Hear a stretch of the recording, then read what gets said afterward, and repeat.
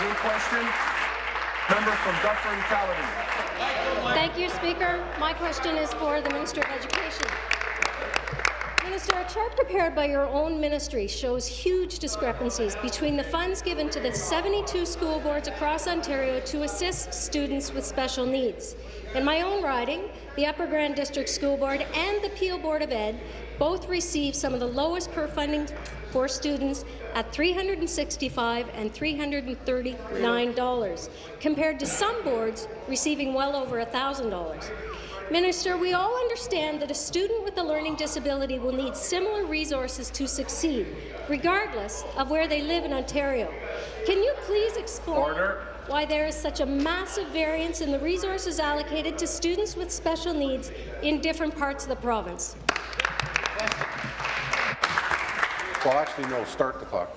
The member from Hamilton East, Stony Creek, and the member from Eglinton Lawrence will take their conversation somewhere else other than this House. Finish, please.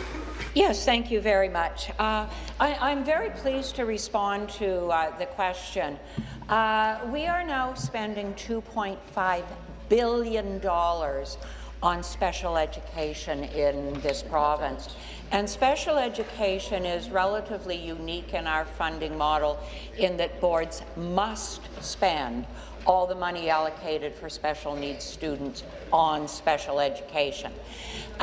In fact, the vast majority of that money, the biggest chunk of that money, is allocated on a per pupil basis, so that you count the number of pupils in Upper Grand and allocate a per pupil amount. It's known as SEPA, the Special Ed per pupil amount. So the bulk of that $2.5 billion is on a per pupil basis. Thank you. Supplementary.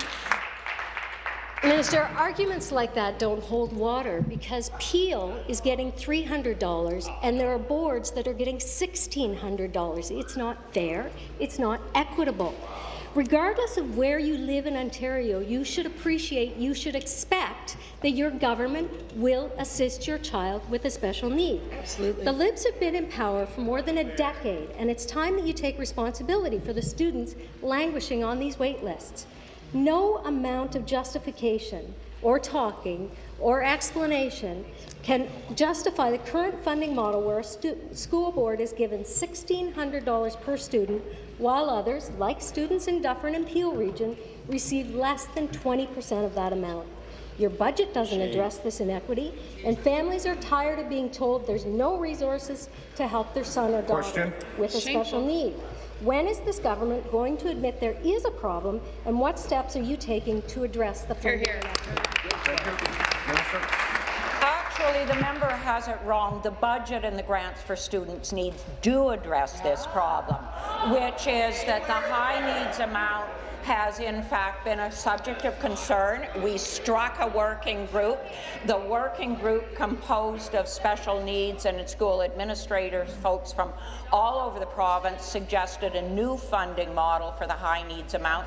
And the budget this year, the grants for student needs, in fact, are implementing a gradual transition to a high needs funding amount, which what I would point out, the chair of the Peel District School Board said is a great improvement and thanked us for implementing a new funding model for high needs amount for special education.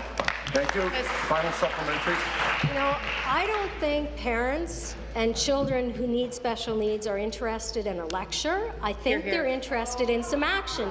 It's not in the budget. I've looked at it. You've talked about full-day learning. You've not talked about actually solving that inequity where certain boards get over 5 times what other boards get. Another waiting list that's plaguing children with special needs is access to assessment. As you know, a formal assessment is the key to receiving services students need to thrive. It gives them a legal right to services or a right to wait on another waiting list.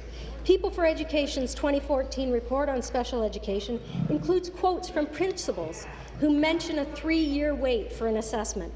I have parents calling my office. They have to make a choice between waiting 3 years for board assessments or paying for private assessments at a cost of $3,000. It's simply out of reach for most Ontario families.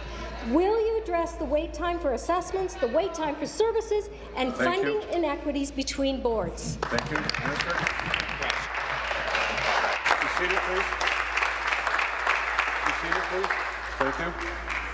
Minister?